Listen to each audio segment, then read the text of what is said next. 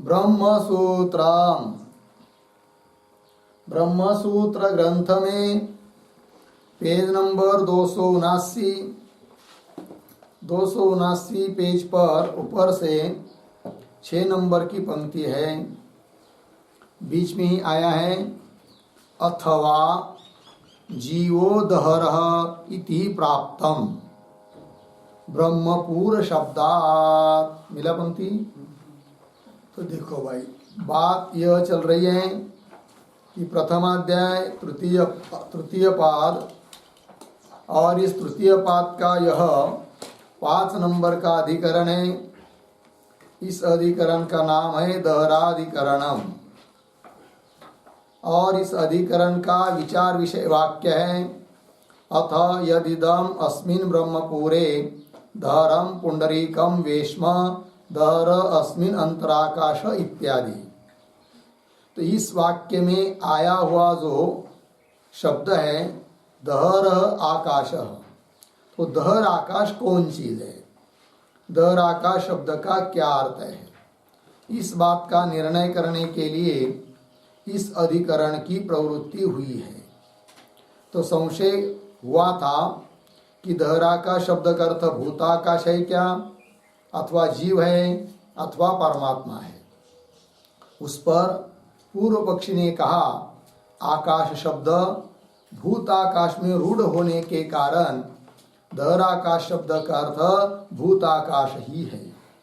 इस बात को बताया पूर्व पक्षी ने, किंतु पूर्व पक्षी को ही ऐसा लग रहा है कि उसी प्रकरण में दहर विद्या के प्रकरण में येष आत्मा अपहत पापमा इत्यादि श्रुति आई है, अर्थात जो दहराकाश है उसमें आत्मत्व अपहत पापमत्व आदि धर्म बताया है। और यदि दहराकाश शब्द का अर्थ यदि भूताकाश करेंगे तो आत्मत्व अपहत पापमत्व इत्यादि धर्म की संगति उस भूताकाश के साथ लगती नहीं है, क्योंकि भूताकाश में आत्मा शब्द का प्रयोग, पाप रहितत्व इस प्रकार का प्रयोग कभी कहा हुआ नहीं है। अतः दहराकाश शब्द का अर्थ भूताकाश भी नहीं लेंगे, फिर क्या लेंगे? तब पूर्व पक्षी कह रहा है छोड़ दो, भूताकाश को ले लेंगे जीव को। वही कह रहा है अथवा इत्यादि पंक्ति से पूर्व पक्षी कि उस वाक्य में विचार विषय वाक्य में आया हुआ शब्द जो दहराकाश उसका अर्थ जीव हो जाएगा, ये कह रहा है। तो पंक्ति को देखिए, अथवा जीवो दहर इति प्राप्तम। दहर मतलब दहराकाश, दहराकाश शब्द से जीव ले लेंगे। बोलेंगे क्यों, हेतु क्या है आपके पास? तो उत्तर दे रहा है, हेतु दे रहा है वो पूर्व पक्षी ब्रह्मपूर शब्दात्। उस विचार विषय वाक्य में ब्रह्मपूर ऐसा भी शब्द आया है। इस ब्रह्मपूर में तो ब्रह्म शब्द का अर्थ 2 होते हैं, एक जीव भी कर सकते हैं, परमात्मा भी कर सकते हैं, किंतु परमात्मा अर्थ ब्रह्म, ब्रह्म का यह पूर्व मतलब ये शरीर, हम लोगों का शरीर ब्रह्म का है ऐसा अर्थ नहीं कर सकते, क्योंकि ब्रह्म का और इस शरीर का कोई संबंध नहीं है। फिर ब्रह्म शब्द का अर्थ क्या करेंगे? तो चेतन ब्रह्म है, जीव भी चेतन है, अतः ब्रह्म शब्द का अर्थ कर लेंगे जीव, और जीव का यह शरीर है, अर्थात इस वर्तमान स्थूल शरीर का स्वामी जीव है, और जो स्वामी है वही दहराकाश शब्द से लिया जाएगा। अतः दहराकाश शब्द का अर्थ जीव है, ऐसा कह रहा है पूर्व पक्षी। पंक्ति अथवा जीवो दहर इति प्राप्तम ब्रह्मपूर शब्दात्। आगे, जीवस्य हि इदं पूरं सत् शरीरम ब्रह्मपूरम इति उच्यते। ठीक है, तो जीवस्य ही इदं पूरम है कि नहीं, जीवस्य ही पूरम सत् इदं शरीरम ब्रह्मपूरम इति उच्यते। अर्थ को देखिए, तो जीव का ही यह पूर्व मतलब शरीर होता हुआ इस शरीर को ब्रह्मपुर कहते हैं, अर्थात यह शरीर किसका है? जीव का है। इसलिए इस शरीर को कह दिया गया क्या कि यह ब्रह्मपुर है। ठीक है, तो जीव से ही इदम पूरम, पूरम मतलब शरीरम, जीव का ही यह पूर होता हुआ यह शरीर ब्रह्मपुर है, ऐसा बोला जाता है। अब पूर्व पक्ष को कोई पूछेंगे कि भाई ब्रह्मपुर शब्द में ब्रह्म शब्द स्पष्ट होते हुए भी ब्रह्म अर्थात परमात्मा का यह शरीर, अर्थात इस शरीर का स्वामी परमात्मा है, ऐसा अर्थ आप नहीं ले रहे हैं, क्योंकि ब्रह्म का परमात्मा का इस शरीर के साथ कोई संबंध नहीं, ऐसा आपने कहा, पूर्व पक्षी ने कहा। तो हे पूर्व पक्षी, तुम जीव का यह शरीर है ऐसा बोल रहे हो, अर्थात इस शरीर का स्वामी जीव है ऐसा कह रहे हो, किंतु जीव का भी इस शरीर के साथ क्या संबंध है जरा बताओ तो। तब वो पूर्व पक्षी बता रहा है कि जीव का इस शरीर के साथ क्या संबंध है करके, तो वो दिया आगे की पंक्ति में, तस्य स्वकर्मणा उपार्जितत्वात्। ठीक है, तस्य नहीं, शरीरस्य स्वकर्म स्वजीव स्वकर्मणा उपार्जितत्वात्, उपार्जितत्वात् प्राप्तत्वात्, उपार्जितत्वात् करते हैं प्राप्तत्वात्, प्राप्त किया है, जीव ने उस शरीर को अपने कर्म से प्राप्त किया है, अतः इस शरीर के साथ जीव का ही संबंध है, ये कह रहे। तस्य स्वकर्मणा उपार्जितत्वात्। ठीक है, अब पुनः प्रश्न करेंगे पूर्व पक्षी को। ठीक है पूर्व पक्षी, तुम कह रहे हो कि जीव ने अपने कर्म के अनुसार इस शरीर को प्राप्त किया, बराबर है कि नहीं, कर्म के अनुसार ही जीव को शरीर प्राप्त होता है, कोई बात नहीं, किंतु शब्द जो आया है ब्रह्मपुरम, उसमें शब्द तो ब्रह्म है, किंतु ब्रह्म शब्द का प्रयोग जीव में होता तो दिखाई नहीं देता है, या तो ब्रह्म शब्द आया हुआ है, तो कैसा आप ब्रह्म शब्द का अर्थ जीव कर लोगे, ब्रह्मपुरम शब्द में से ब्रह्म शब्द का अर्थ जीव कर लोगे, ऐसा पूछेंगे पूर्व पक्षी को। तो वो पूर्व पक्षी उत्तर दे रहा है क्या, कि यद्यपि ब्रह्म शब्द की शक्ति वृत्ति नहीं है, किसमें, जीव में, अर्थात ब्रह्म शब्द का शक्यार्थ जीव नहीं है, तो भी ब्रह्म शब्द का अर्थ जीव ले सकते हैं। वो कैसे, वो बता रहा है आगे, भक्त्या च तस्य ब्रह्म शब्द वाच्यत्वम, मिल गया, भक्त्या च तस्य जीवस्य ब्रह्म शब्द वाच्यत्वम, जीव ब्रह्म शब्द का वाच्य है, अर्थात जीव का वाचक है कौन, ब्रह्म शब्द, तो वाचक हुआ ब्रह्म शब्द, वाच्य हुआ कौन, जीव। लेकिन कैसे, तो भक्त्या, भक्त्या मतलब क्या, भक्त्या शब्द का अर्थ लिखिए, भक्त्या बराबर गौण वृत्त्या, भक्त्या शब्द का अर्थ है गौण वृत्त्या, अर्धविराम, चैतन्य गुण योगेन इत्यर्थः,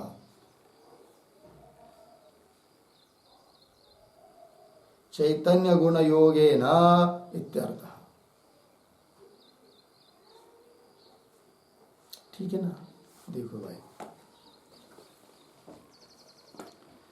तो गौण वृत्ति से ब्रह्म शब्द का अर्थ जीव, वो कैसे भाई, गुण को लेकर, कैसे, उदाहरण, जैसे उदाहरण सिंहो देवदत्त या सिंहो मानवक, ऐसा प्रयोग किया जाता है।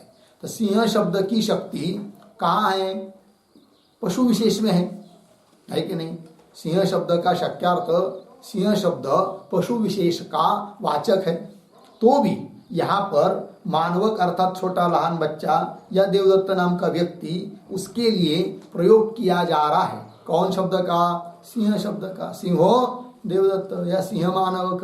वो कैसे फिर, सिंह शब्द का अर्थ मानवक कहाँ कब से हुआ, या अर्थात क्यों सिंह शब्द का अर्थ देवदत्त कब से हुआ, तो हुआ नहीं, गौण वृत्ति से, भक्त्या।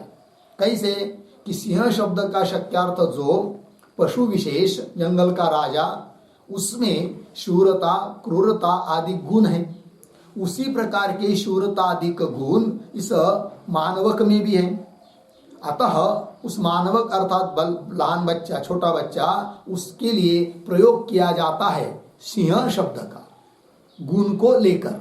उस प्रकार ब्रह्म शब्द का मुख्य अर्थ तो परमात्मा ही है, और उस परमात्मा में क्या है? चेतनता है, ज्ञान रूपता है, चैतन्य है। और वही उसी प्रकार की चेतनता जीव में भी है। तो चैतन्य गुण को लेकर जीव के लिए भी गौण वृत्ति से प्रयोग हो गया है यहाँ पर ब्रह्म शब्द का। अर्थात ब्रह्मपूरम शब्द में आया हुआ शब्द जो ब्रह्म, उस ब्रह्म शब्द, वह ब्रह्म शब्द गौण वृत्ति से वो बता रहा है किसको? जीव को। अतः जीव का यह शरीर है, ये बात हो गई। अर्थात इस शरीर का स्वामी जीव है, और जो इस शरीर का स्वामी है वही दहरा का शब्द से कहा जा रहा है। अर्थात दहरा का शब्द का अर्थ हुआ क्या? जीव। ये कह रहा है पूर्व पक्षी।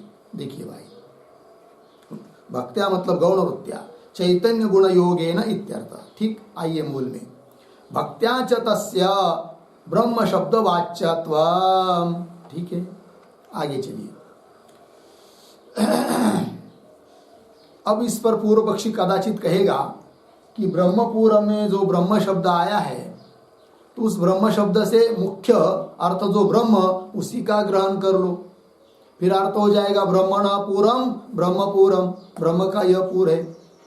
ऐसा करके दहरा का शब्द का अर्थ ब्रह्म हो जाएगा।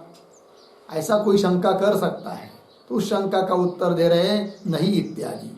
तो पंक्ति पहले पढ़ता हूं। नहीं परस्य ब्रह्मण शरीरेण स्वस्वामी भाव संबंध अस्ति। ठीक है, तो न ही इसके पूर्व में अवतरण के रूप में एक वाक्य लिखते हैं।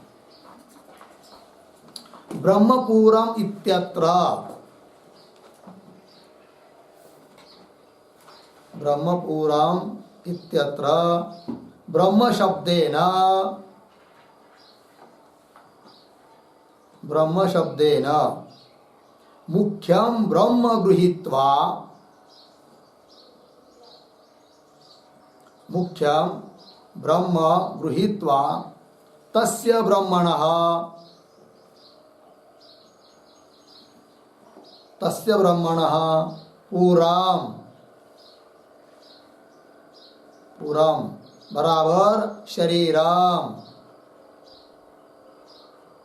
शरीरम इति कृत्वा, इति कृत्वा दहराकाशः, दहराकाशः ब्रह्म अस्तु, ब्रह्म अस्तु इति चेत, इति चेत आह नहीं इति, इति चेत आह नहीं इति। ठीक है, अर्थ देखो भाई। तो ब्रह्मपूरम इत्यत्र, इस शब्द में ब्रह्म शब्द से मुख्य ब्रह्म ही ले लो।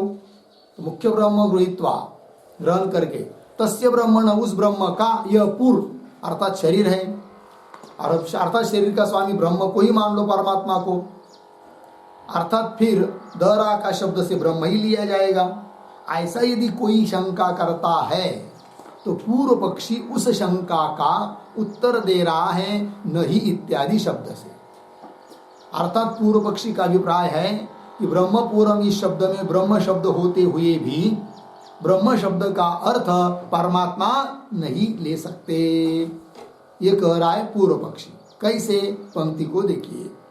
न ही ब्रह्मण परस्य ब्रह्मण शरीरेण स्वस्वामी भाव संबंध अस्ति, न कान्वय अस्ति के साथ। तो ही, क्योंकि, यतो ही, मतलब ब्रह्म शब्द का अर्थ मुख्य ब्रह्म परमात्मा नहीं कर सकते, क्योंकि परस्य ब्रह्मण, पर ब्रह्म का शरीरेण, शरीर के साथ स्वस्वामी भाव संबंध नास्ति। अर्थात शरीर का और ब्रह्म का मतलब परमात्मा का वस्तुता कोई संबंध नहीं है। स्वस्वामी भाव संबंध होना चाहिए, तभी कह सकते कि ब्रह्मपुरम में इस शरीर का स्वामी ब्रह्म है करके, किंतु स्वस्वामी भाव संबंध बनता नहीं है। परस्य ब्रह्मण शरीरेण स्वस्वामी भाव संबंध न अस्ति। लग गया? तत्र पूर्व स्वामी न, तो फिर कौन है फिर पूर्व का स्वामी? तो पूर्व का स्वामी हो गया फिर कौन? जीव। पूर्व पक्षी कह रहे हैं। फिर वो जीव कहाँ रहता है? तो समस्त शरीर में रहता है क्या? तो नहीं। तो क्या कह रहे? देखिए, तत्र पूर्व स्वामी न पुरैक देशे। कोई कहेगा भाई जीव तो अल्प है, परिचिन्न है उपाधि के कारण, वो तो एक देश में रहेगा, तो उसको कैसा आप पूर्व स्वामी कहोगे? तो उसका उत्तर दे रहा है पूर्व पक्षी क्या कि पूर्व का स्वामी जो जीव वो एक देश में होने पर भी वही जीव इस शरीर का स्वामी है। ब्रह्म इस शरीर का स्वामी नहीं है कि नहीं? और लोक में भी यह बात देखी जाती है, जिस नगर का राजा हो, जिस देश का राजा हो, वह राजा उस देश के हर एक कोने कोने में भरा रहता है, ऐसी बात नहीं है। वो तो कहीं एक देश में रहता है, राजभवन में रहता है, तो भी उसको माना जाता है क्या कि वो समस्त संपूर्ण इस देश का क्या है? राजा है। उस प्रकार तत्र पूर्व स्वामिनः पुरैक देशे अवस्थानम दृष्टम यथा राज्ञ। यथा राज्ञ दृष्टांत दिया कि जिस प्रकार राजा पूर्ण देश का स्वामी होने पर भी उस देश के किसी एक कोने में राजभवन में छोटे से कमरे में ही रहता है, तो भी समस्त वो पूरे देश का राजा कहलाता है। उस प्रकार यह जीव अल्प होने पर भी एक देश जो हृदय रूप कमल वहाँ रह रहा है, तो भी इस संपूर्ण शरीर का मतलब स्थूल शरीर का वो क्या है? स्वामी है। ये कह रहे हैं। तत्र पूर्व स्वामी न पुरैक देशे, पूर्व के नगर के शरीर के एक देश में अवस्थानम स्थिति दृष्टम देखी जाती है यथा राज्ञ। और जीव भी उस प्रकार क्या है? परिचिन्न है, क्योंकि उसकी उपाधि परिचिन्न है। तो वो कह रहे मन उपाधिक च जीव। जीव कैसा है? मन उपाधि वाला। मन है उपाधि जिसकी। और मन कहाँ रहता है भाई? तो मनश्च प्रायेण हृदये प्रतिष्ठितम् इति अतः जीवस्य एव इदं हृदये अंतः अवस्थानम स्यात्। ठीक है। तो जीव की उपाधि बताया मन को, और मन कहाँ रहता है? तो मनश्च प्रायेण, प्रायः मन रहता है हृदय में। तो और हृदय रूप कमल कितना है? कितना है? बहुत छोटा है। उसमें रहता है कौन? मन, जो कि जीव की उपाधि है कि नहीं? तो मनश्च प्रायेण, प्रायः हृदये, हृदय के भीतर प्रतिष्ठितम स्थित रहता है।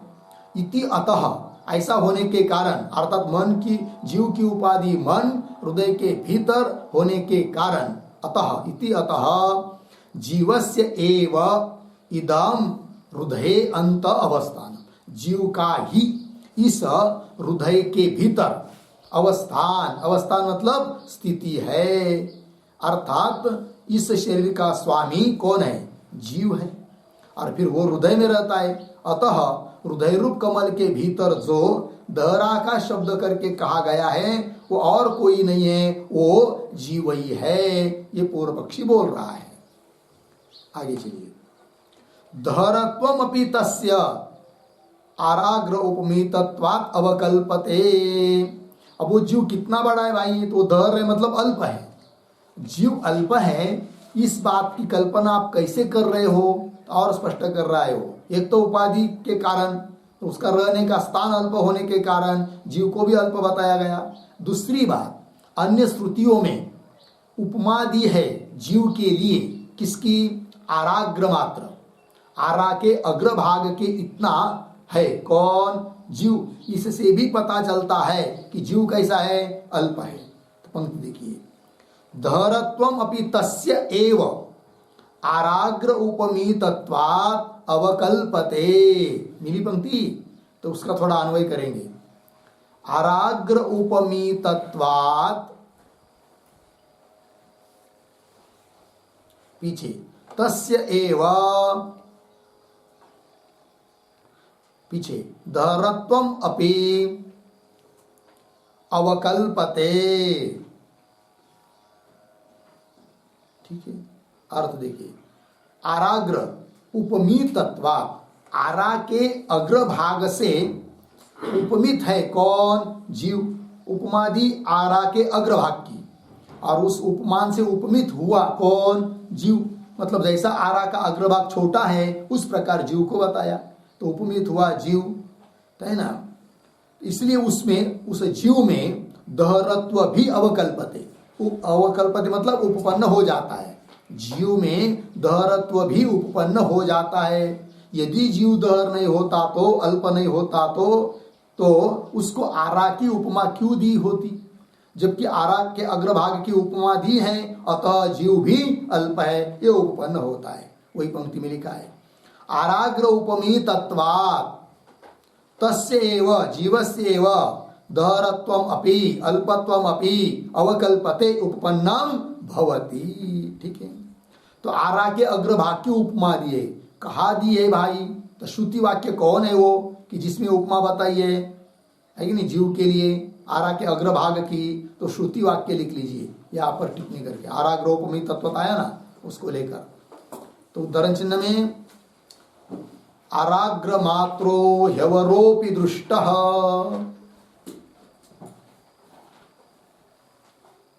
आराग्र मात्रो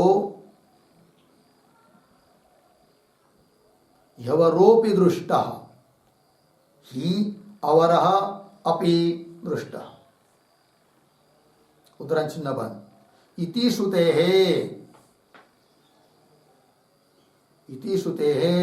जीवस्य अल्पत्वम इत्यर्थः। इति श्रुतेः जीवस्य अल्पत्वम इत्यर्थः। ठीक है, देखो भाई, आराग्र मात्र, आरा के अग्रभाग के इतना ही अवरह मतलब यह जीव है, ऐसा श्रुति ने कहा है। तो जीव के लिए अल्पत्व बताया। तो आइए मूल में, दहरत्वमपि तस्यैव आराग्र उपमी तत्वात् अवकल्पते। ठीक है, फिर उस पूर्व पक्ष को कहेंगे जीव दहराकाश है, अल्प है, और अल्पत्व की उत्पत्ति उसमें आपने कह दी। किंतु बहुत जगह तो श्रुति ने ये बताया है क्या कि जो हृदय के भीतर है वो आकाश के बराबर बताया है। फिर वो संगति कैसी लगाओगे? तो उसका भी उत्तर दिया जा रहा है आगे के पंक्ति में। आकाश उपमी तत्वादि च ब्रह्म अभेद विवक्षया भविष्यति। ठीक है, तो आकाश इत्यादि जो पंक्ति आ रही है ना, आरंभ हो रही है, उसके पूर्व में एक छोटा वाक्य लिखिए। अवतरण, जीवस्य दहरत्वम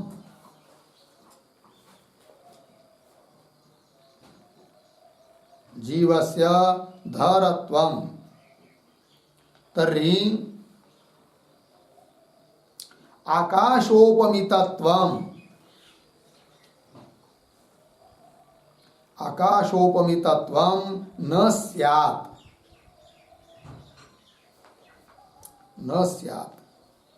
इति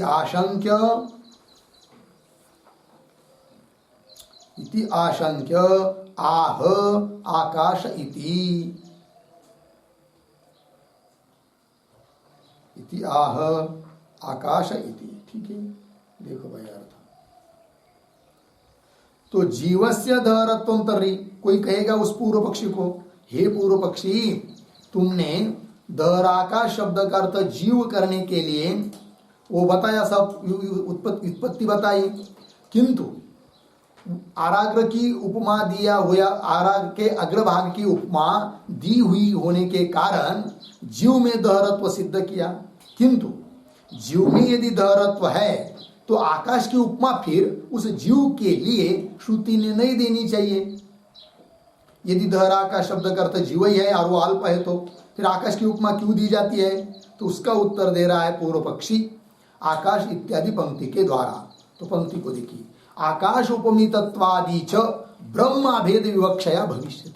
उस धर अल्प ऐसे परिचिन्न ऐसे जीव के लिए आकाश की उपमा क्यों दी है? इसलिए कि जीव का वस्तुतः मतलब उपाधि का बात कर देने के बाद ब्रह्म के साथ अभेद है, तो ब्रह्म के साथ अभेद होने की विवक्षा से अभेद बताने की विवक्षा से आकाश की उपमा दी है। किसको? जीव को। तो दोनों बातों की उत्पत्ति हो रही है, दहरत्व भी सिद्ध हो रहा है उसमें, और आकाश की उपमा, उसके लिए भी कोई विरोध नहीं हो रहा है। ये कह रहा है पूर्व पक्षी। आकाश उपमितत्वादि च ब्रह्माभेद विवक्षया भविष्यति। संगति लग रही है। यहाँ एक पद आया है, आकाश उपमितत्वादि, आदि पद आया है। तो आदि पद से क्या लेंगे? तो आकाश की उपमा दिया, एक बात हुई, और क्या? तो आदि लिखिए, आदिना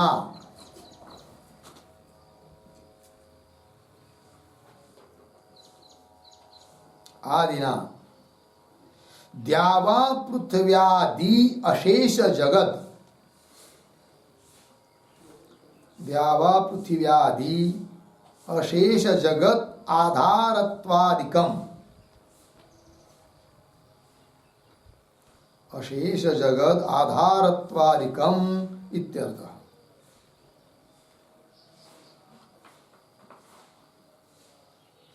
द्यावा पृथ्व्यादि अशेष जगत आधारत्वादिकम इत्यर्थः। ठीक है, आदिपद से, अर्थात द्यू, पृथ्वी, इन सभी समस्त जगत का आधार भी उसको बताया है, जीव को। तो आकाश की उपमा और उस हृदय में रहने वाले जीव को क्या सभी जगत का आधार बताया। ये सब कैसे उपपन्न होगा फिर, यदि जीव, दहरा का शब्द का अर्थ जीव है और वो अल्प है, तो उसका उत्तर दिया पूर्व पक्षी ने, इसलिए उपपन्न हो जाता है कि ब्रह्म के साथ अभेद बताना है जीव का। इस दृष्टि से सभी जगत के लिए आधार और आकाश की उपमा भी उस जीव में उपपन्न हो जाती है। ये कह रहा है पूर्व पक्षी। आकाश उपमितत्वादि च ब्रह्माभेद विवक्षया भविष्यति। लग गया इतना? तो कुल मिलाकर क्या हुआ फिर? दहर आकाश शब्द का अर्थ जीव है। तो पूर्व पक्षी का अभिप्राय इन दो बात के लिए ही है। क्या? कि दहर आकाश शब्द का अर्थ एक तो कर लो भूताकाश, क्यों वहां करना हो तो कर लो जीव, किंतु दहर आकाश शब्द का अर्थ तो परमात्मा है नहीं, ये कहता है पूर्व पक्षी। ठीक है, अब आगे न च अत्र इत्यादि पंक्ति से पुनः वो कहता है, वही पूर्व पक्षी बोल रहा है क्या? ये तो जीव ले लो, नहीं तो भूताकाश। तो जीव भूताकाश को भी ले लेंगे दहर आकाश शब्द से, तो भी और कोई दिक्कत नहीं है। या और बोल रहा है वो पूर्व पक्षी, न च अत्र दहर आकाशस्य अन्वेष्टव्यत्वं विजिज्ञासितव्यत्वं च श्रूयते। ठीक है ना?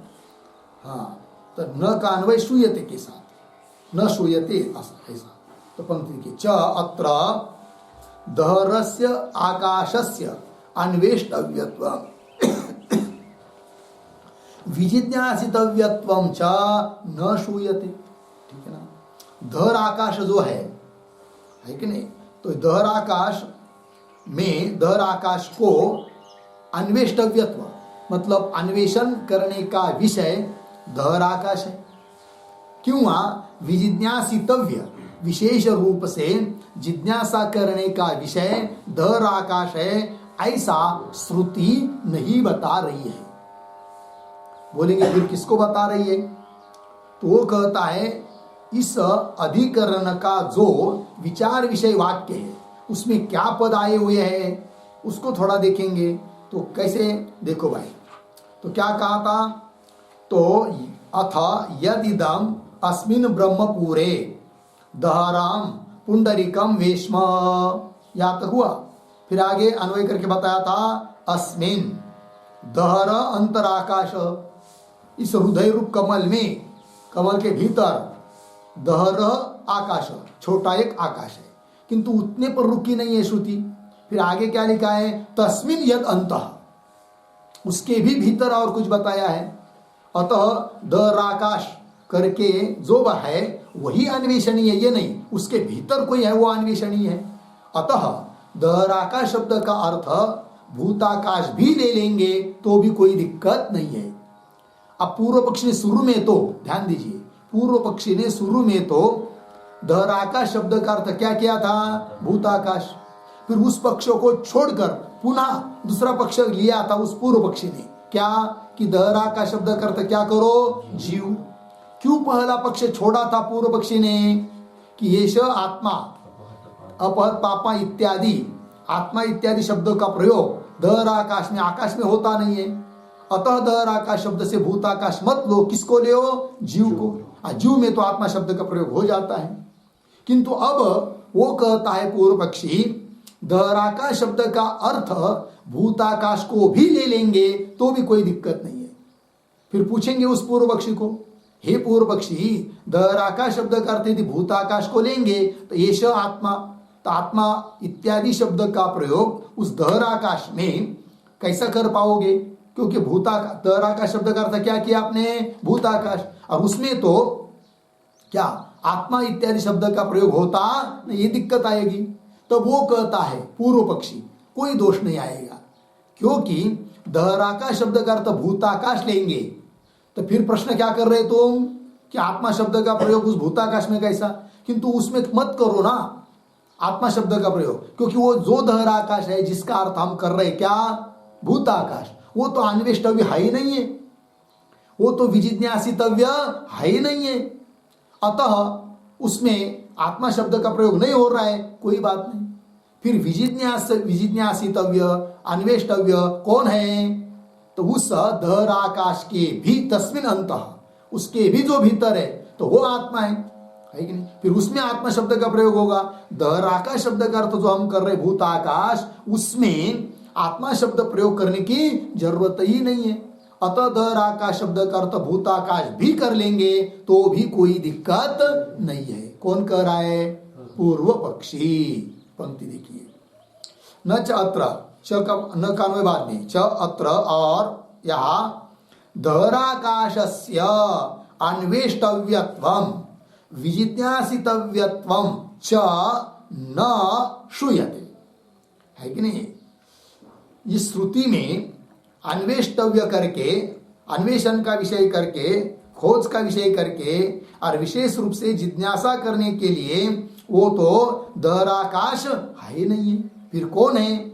तो आगे करे तस्मिन यद अंतः, श्रुति का पद है, उस दहराकाश के भी भीतर जो है यद अंतः इति पर विशेषणत्वेन उपादानात्। दहराकाश है क्या? तो दहराकाश आत्मा नहीं, दहराकाश भूताकाश है ये। फिर वो क्या चीज है?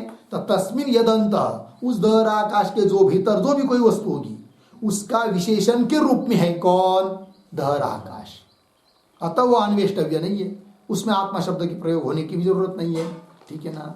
तो वही कह रहे पर विशेषणत्वेन, पर वस्तु जो, कौन पर वस्तु? उस दहराकाश के भी भीतर जो वस्तु है उसको कहेंगे पर वस्तु, और उसके विशेषण के रूप में है कौन? दहराकाश। क्योंकि दहराकाश के भीतर जो वस्तु है, अर्थात दहराकाश हुआ आधार, और उसमें अंतर जो वस्तु बताइए तो विशेषण के रूप में हो गया कौन? दहराकाश। और उस दहराकाश शब्द का अर्थ भूताकाश करेंगे तो कोई दिक्कत नहीं, ये कहना है उसका। तो पर विशेषणत्वेन उपादानात्, उपादानात् ग्रहणात्, ठीक है ना? तो दहराकाशस्य पर विशेषणत्वेन उपादानात्, ये उसका मतलब हुआ। तो ये जो पद आया है पर विशेषणत्वेन उपादानात्, इसके ऊपर एक टिप्पणी लिखते हैं हम लोग। तो लिखेंगे भाई, हाँ, पर विशेषणत्वेन, पर विशेषणत्वेन दहराकाशस्य, दहराकाशस्य उपादानात्, उपादानात् बराबर ग्रहणात् इत्यर्थः, ग्रहणात् इत्यर्थः, पूर्ण विराम। उद्धरण चिन्ह में तस्मिन् यद अंतः, तस्मिन् यद अंतः, उद्धरण चिन्ह इत्यत्र, इत्यत्र तद शब्देन, तद शब्देन दहराकाशस्य, दहराकाशस्य पर विशेषणत्वेन, पर विशेषणत्वेन उपादानात्, उपादानात् पूर्ण विराम। आगे परम बराबर अंतस्तम वस्तु, परम बराबर अंतस्तम वस्तु अर्धविराम। तद विशेषणत्वेन, तद विशेषणत्वेन बराबर आधारत्वेन, आधारत्वेन दहराकाशः अस्ति, दहराकाशः अस्ति पूर्ण विराम। अतः दहराकाशः, दहराकाशः भूताकाशः अस्ति, भूताकाशः अस्ति पूर्ण विराम। तस्य अन्वेष्टव्यत्वम्, तस्य अन्वेष्टव्यत्वं विजिज्ञासितव्यत्वं च, विजिज्ञासितव्यत्वं च न श्रूयते,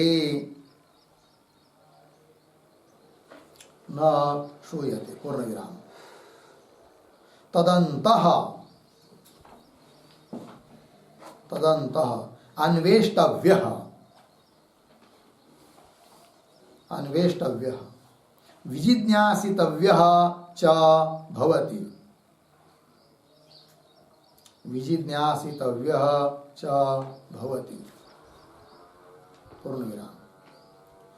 अन्वेष्टव्यस्य एव ब्रह्मत्वात्, अन्वेष्टव्यस्य एव ब्रह्मत्वात् अर्धविराम। दहरस्य च, दहरस्य च अन्वेष्टव्यत्व अकथनात्, अन्वेष्टव्यत्व अकथनात् दहराकाशः, दहराकाशः भूताकाशः अस्ति इति,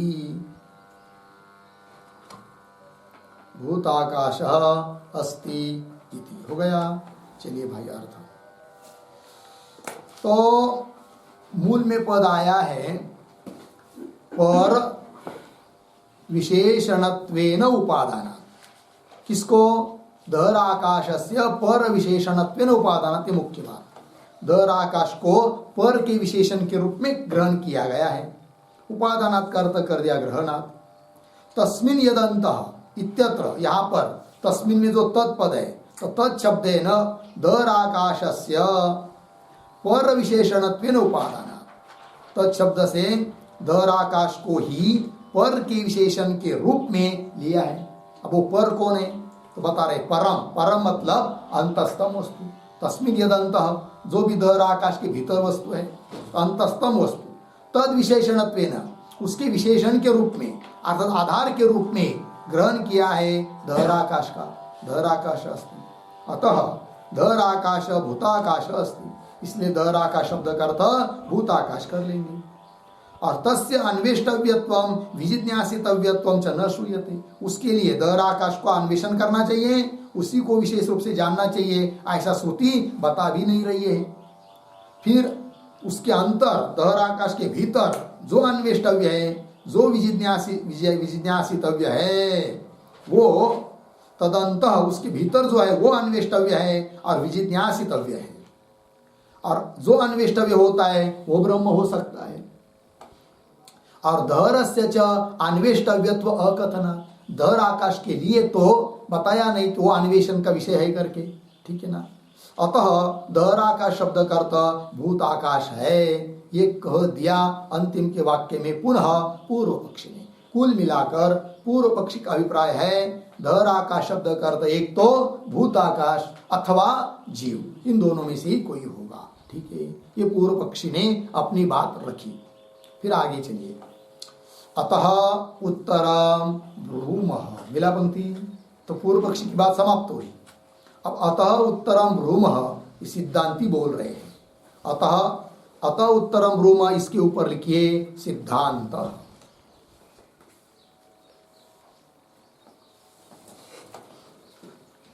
ठीक है, चलिए आगे।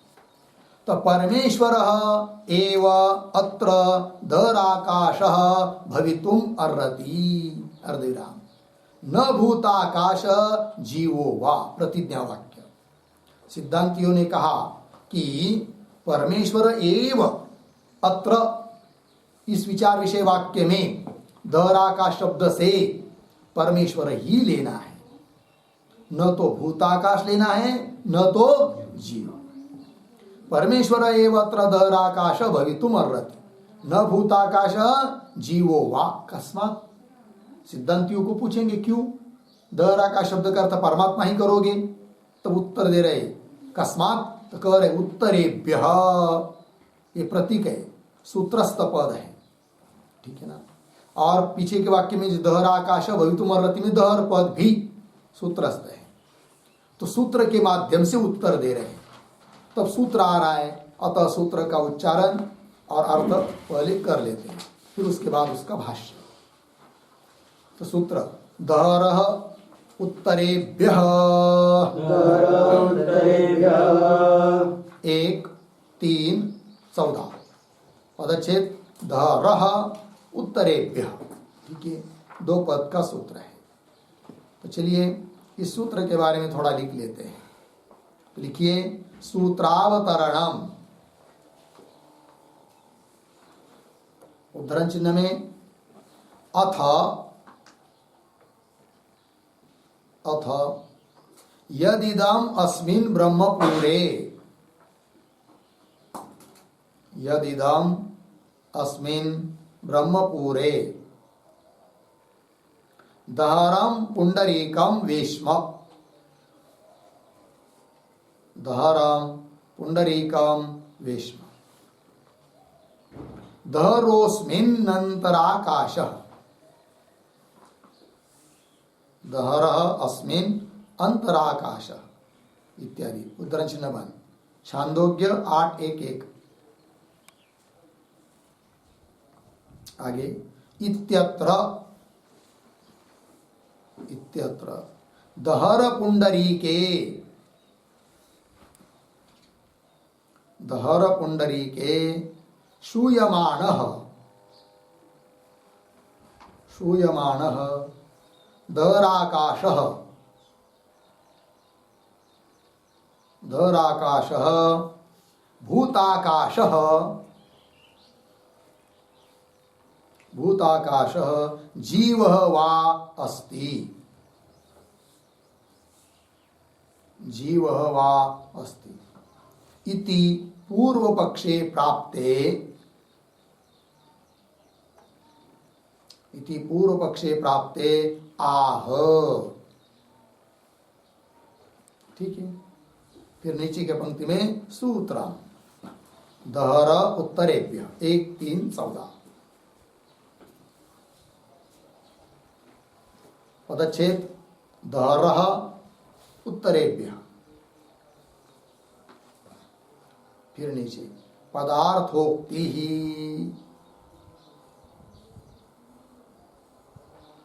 बराबर। तो प्रतीक दहरः, प्रतीक है दहरः, बराबर। उद्धरण चिन्ह में अथ यदिदम अस्मिन्, अथ यदिदम अस्मिन्, उद्धरण चिन्ह बंद, इत्यादि श्रुतौ, इत्यादि श्रुतौ प्रतीयमानः, प्रतीयमानः दहराकाशः,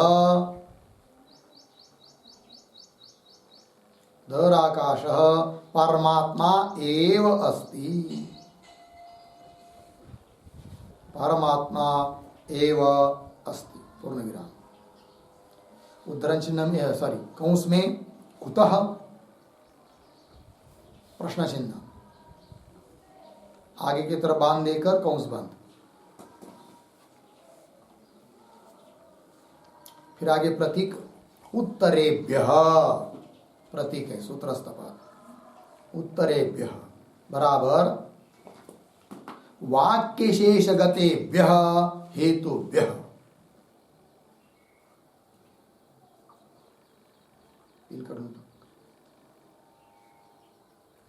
वाक्य शेष गतेभ्य हेतुभ्य। ठीक है, पूर्ण विराम। आगे थोड़ा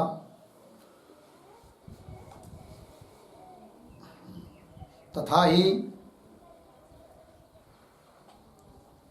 आकाशोपमानत्व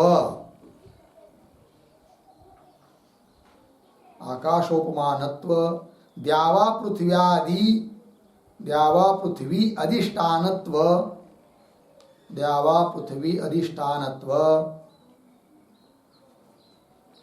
आत्मत्व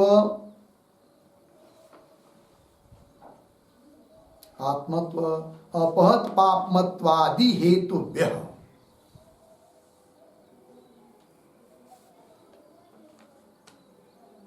अपहत पापमत्वादि हेतुभ्य दहराकाशः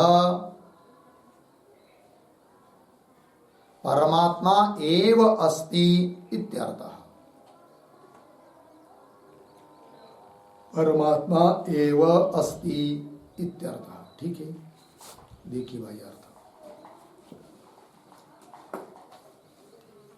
तो सूत्रावतरण अथ यद इदम अस्मिन् ब्रह्मपुरे दहरम पुंडरीकम इत्यादि जो वाक्य है, श्रुति वाक्य, उस वाक्य में दहर पुंडरी के अल्प ऐसे हृदय कमल के भीतर श्रूयमान श्रुति ने बताया हुआ जो दहराकाश है।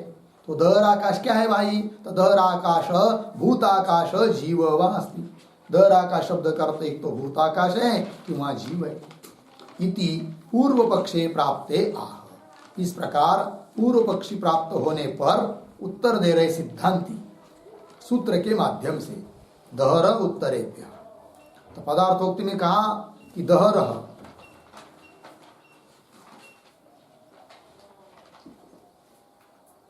का अर्थ कर दिया अथ यदिदम अस्मिन् इत्यादि श्रुतौ। इस श्रुति में प्रतीयमान दहराकाश, जो प्रतीत हो दहराकाश है, वो कौन है? परमात्मा एव अस्ति। क्यों? कुतः? हेतु दिया उत्तरेभ्य। उत्तरेभ्य का मतलब क्या? तो ये जो इस अथ यदिदम इत्यादि विचार विषय वाक्य है, उसके आगे आने वाले जो वाक्य है, वाक्य शेष निर्णय बताने वाले अंतिम के वाक्य है, उन वाक्यों में जो हेतु दिए हैं, उन हेतुओं के बल पर इस बात की सिद्धि हो जाती है क्या? कि दहराकाश शब्द का अर्थ परमात्मा है। तो वही कह रहे उत्तरेभ्य मतलब वाक्य शेष गतेभ्य हेतुभ्य। वाक्य शेष में आए हुए दिए हुए जो हेतु हैं, उन हेतुओं के आधार पर यह बात सिद्ध हो जाती है कि दहराकाश शब्द का अर्थ परमात्मा है। अब कौन वो हेतु है जरा बताओ? तो बता रहे आकाशोपमानत्व। दहराकाश के लिए आकाश की उपमा दी है, पहली बात।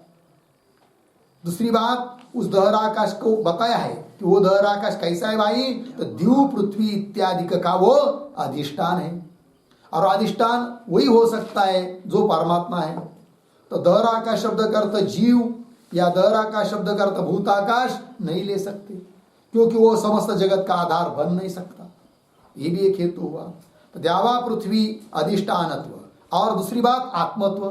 तो दहराकाश जो है उसके लिए आत्मत्व, आत्मा ऐसा शब्द का प्रयोग किया है, अपद पापत्व का प्रयोग किया है। इससे सिद्ध होता है कि दहराकाश शब्द का अर्थ परमात्मा है। द्यावा पृथ्वी अधिष्ठानत्व आत्मत्व अपद पापमत्वादि हेतुभ्य। इन हेतुओं के द्वारा, हेतुओं से सिद्ध होता है कि दहराकाश परमात्मा एव अस्ति। दहराकाश शब्द का अर्थ भूताकाश नहीं है, दहराकाश शब्द का अर्थ जीव नहीं है, अपितु दहराकाश शब्द का अर्थ परमात्मा ही है। हो गया जी। आइए अब भाष्य में। तो कस्मात् उत्तरेभ्य, उत्तरेभ्य प्रतीक है, सूत्रस्थ पद, उसका अर्थ कर दिया भाष्यकार भगवान ने वाक्य शेष गतेभ्य हेतुभ्यः। आगे आने वाले जो वाक्य शेष है उन शेष वाक्यों में जो हेतु दिए हैं उन हेतुओं के बल पर सिद्ध होता है कि दहरा का शब्द का अर्थ परमात्मा है। ठीक है, अब वो कैसे कौन कौन हेतु दिए हैं तो उसका स्पष्टीकरण कर रहे तथा ही इत्यादि पंक्ति से भगवान भाष्यकार।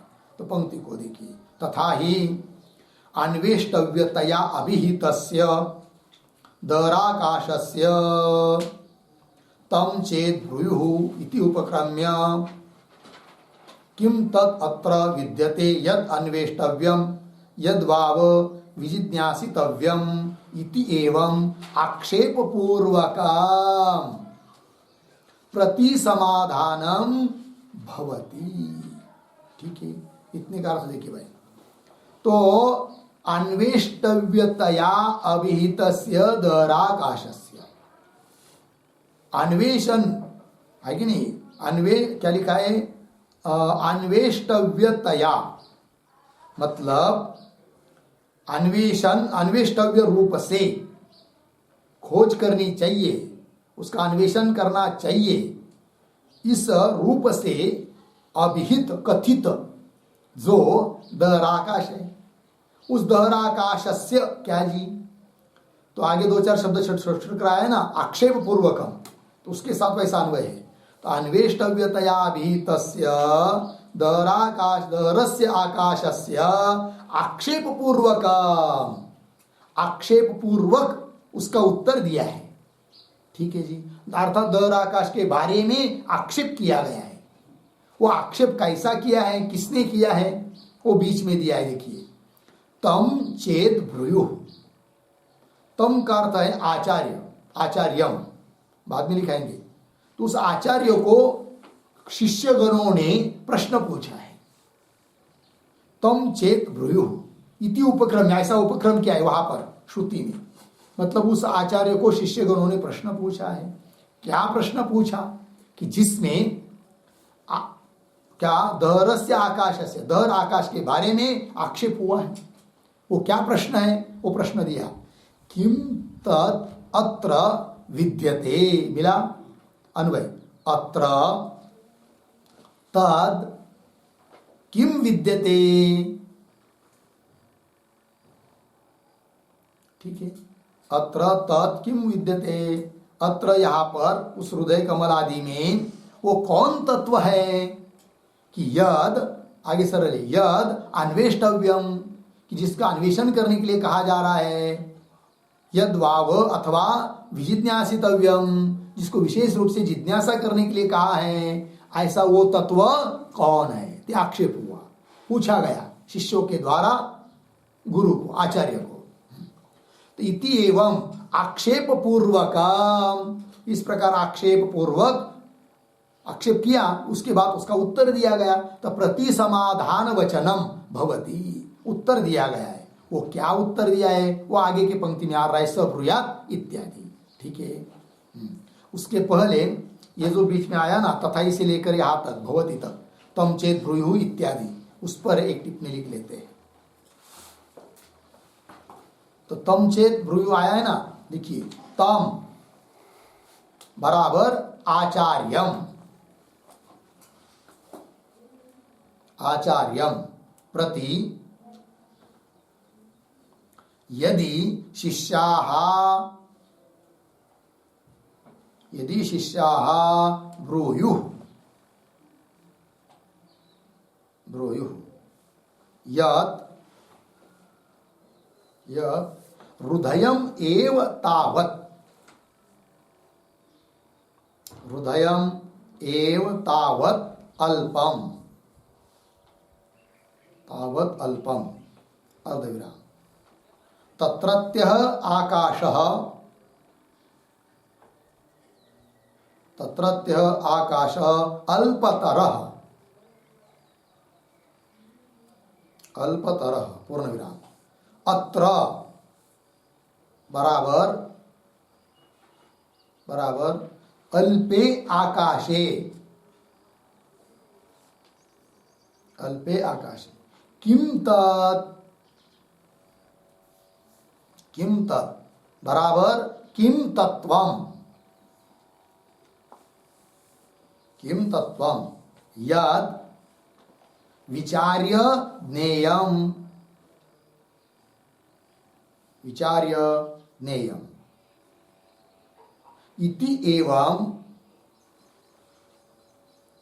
एवं आक्षेप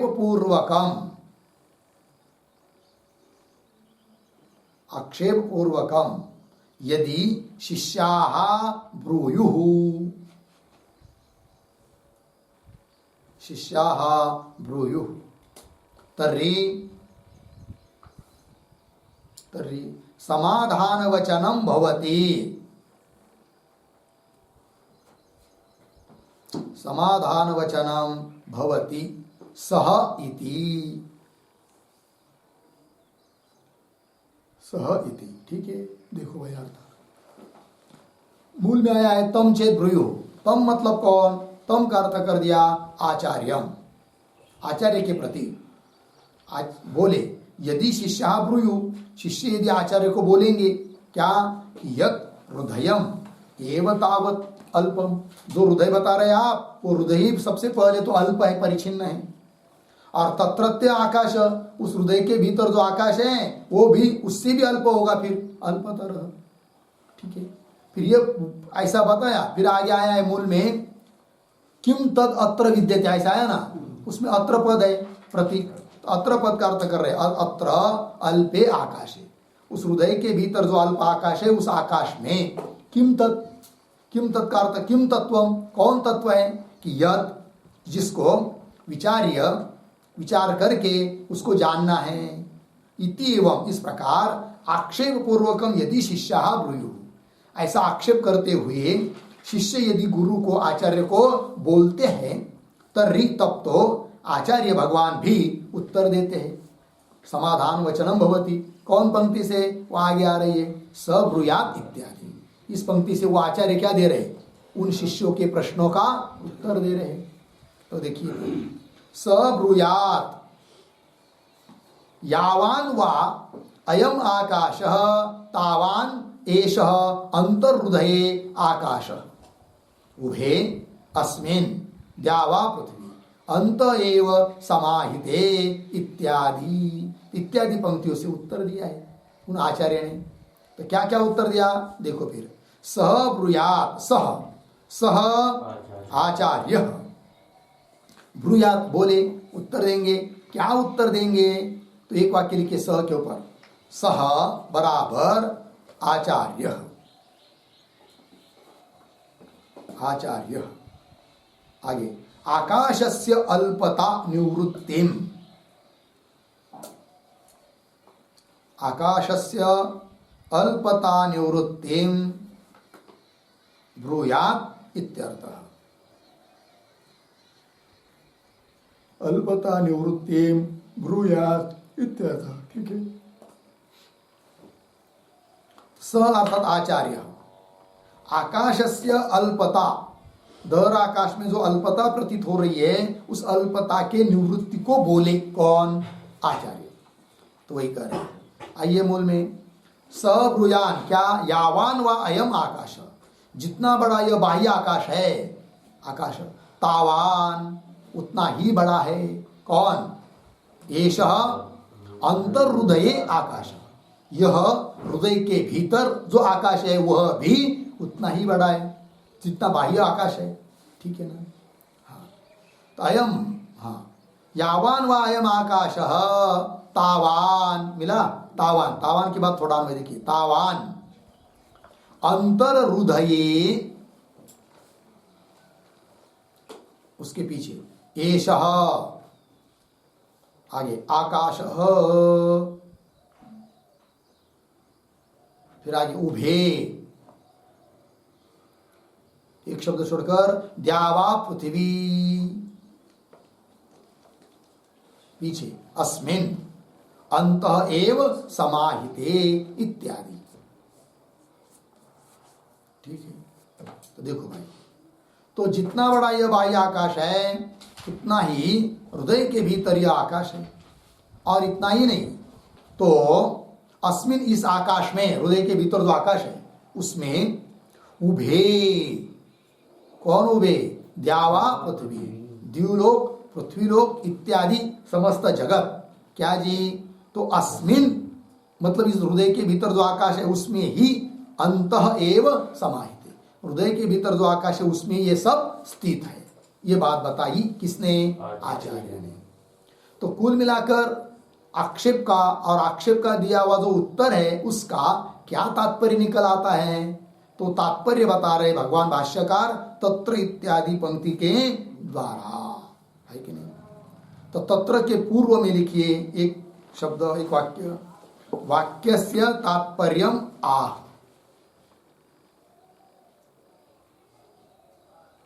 वाक्य के तात्पर्य को बता रहे हैं।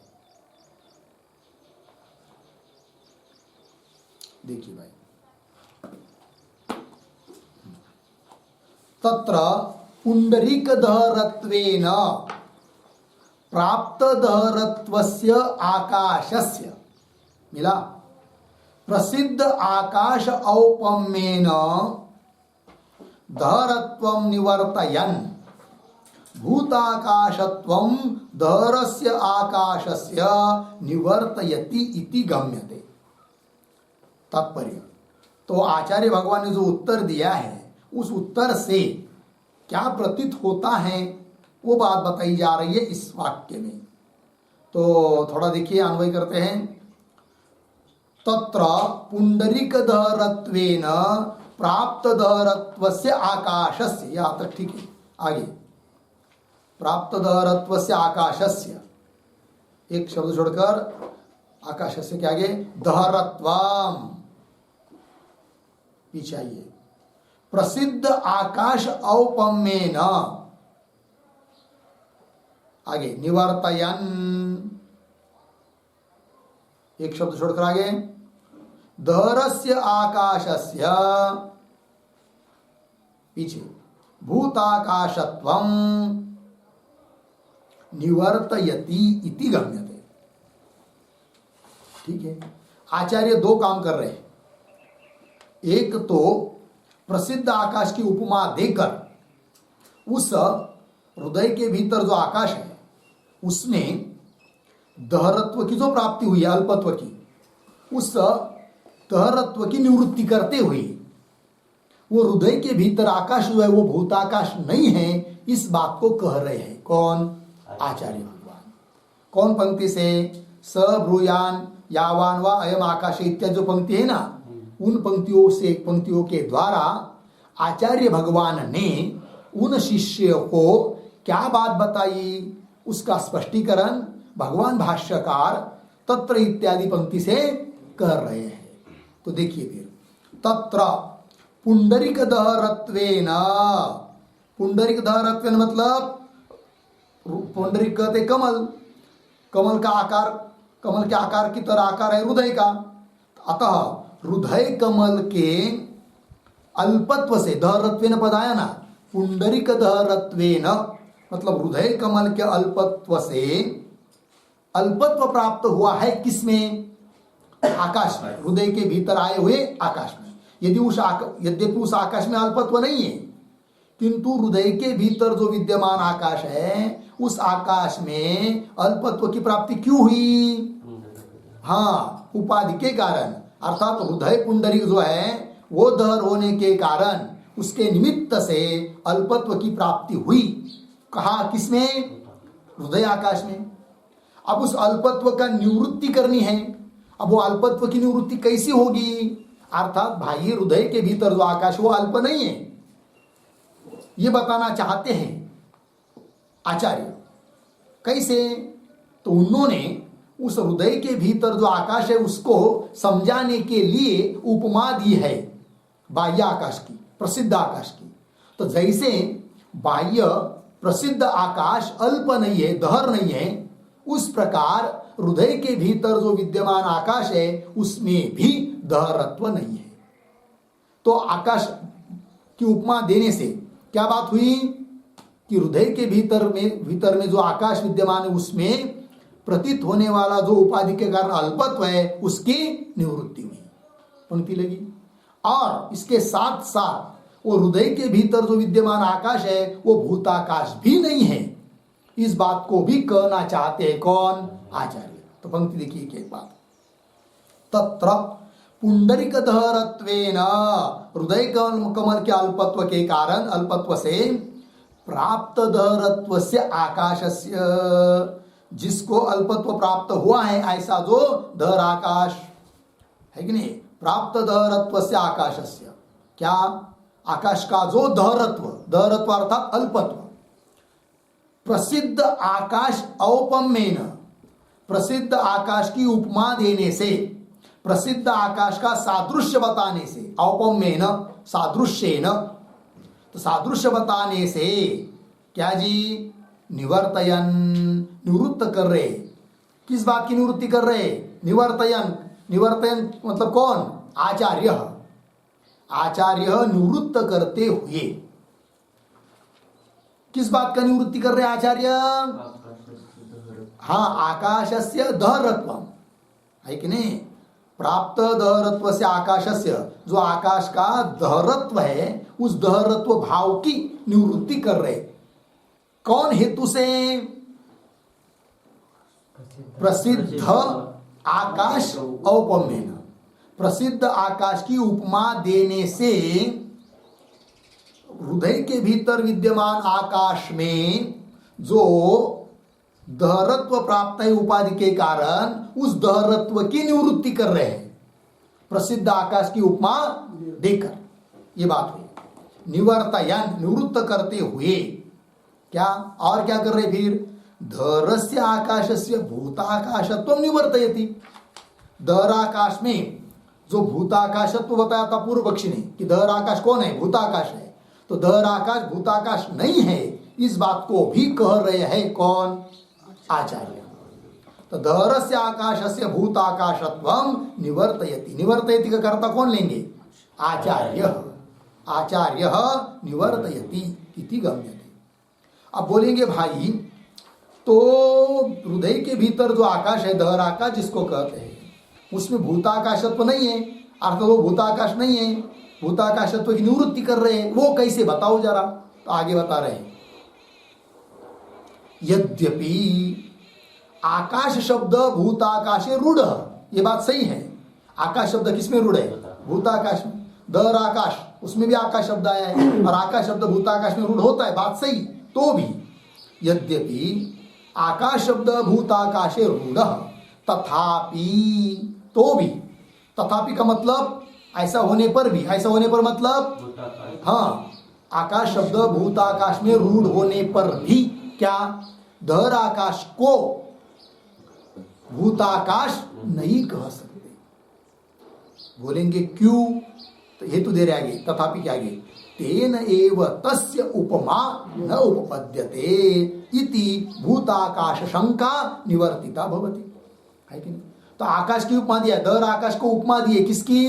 बाह्य आकाश की, प्रसिद्ध आकाश की। इससे दो बात की सिद्धि हुई। एक तो धर आकाश में जो दहरत्व प्रतीत हो रहा था उपाधि के कारण, हृदय कमल के कारण, वो दहरत्व की निवृत्ति। दूसरी बात, धर आकाश को पूर्व पक्षी कह रहा था क्या? भूताकाश, उसकी भी निवृत्ति। वो कैसे? यदि, ध्यान दीजिए, धर आकाश यदि भूताकाश मानेंगे, उसको भूताकाश मानेंगे, तो उसको उपमा किसकी दे रहे हैं? भूताकाश की। तो अपने को या अपने की, उसी चीज को उसी चीज की उपमा दी जा सकती है क्या? नहीं दी जा रही, नहीं दी जा सकती व्यवहार में। और यहां पर तो बाह्य आकाश की, भूताकाश की उपमा दी जा रही है, अर्थात धर आकाश भूताकाश नहीं है। इस बात की भी सिद्धि हुई। वही कह रहे, तथापि तेन एव तस्य उपमा, उसी आकाश के द्वारा उसी आकाश के लिए उपमा न उपपद्यते, उत्पन्न नहीं होती है। इति, ऐसा होने के कारण भूताकाश शंका निवर्तिता भवति। अतः धर आकाश भूताकाश नहीं है। धर आकाश भूताकाश ऐसी शंका की थी ना पूर्व पक्ष ने, उस शंका की क्या हुई? निवृत्ति हुई। लग गया जी? तो ये जो पंक्तियां है ना, यद्यपि, अभी पढ़े ना हम लोग, यद्यपि के पूर्व में एक वाक्य लिखी, छोटा उतारा, ननु आकाश शब्देन, ननु आकाश शब्देन रूढ़्या भूताकाशस्य भानात्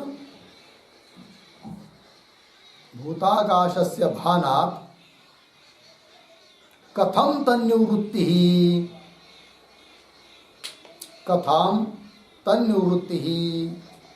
इति आशंक्य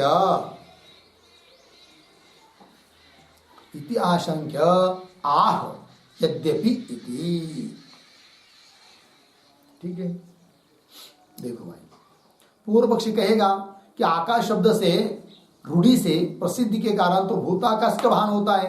कथम भूताकाशत्व की निवृत्ति कर रहे आप दहर आकाश में? तो उसका उत्तर दे दिया भगवान भाष्यकार ने यद्यपि इत्यादि पंक्ति से। तो यद्यपि आकाश शब्द भूताकाशे रूढ़ तथापि तेन एव तस्य उपमा न उपपद्यते इति भूताकाश शंका निवर्तिता भवति। हो गया जी। आगे आ रहा है ननु। तो ननु इत्यादि जो आगे ग्रंथ आ रहा है, ननु एकस्य इत्यादि, उसके ऊपर लिखिए आक्षेप।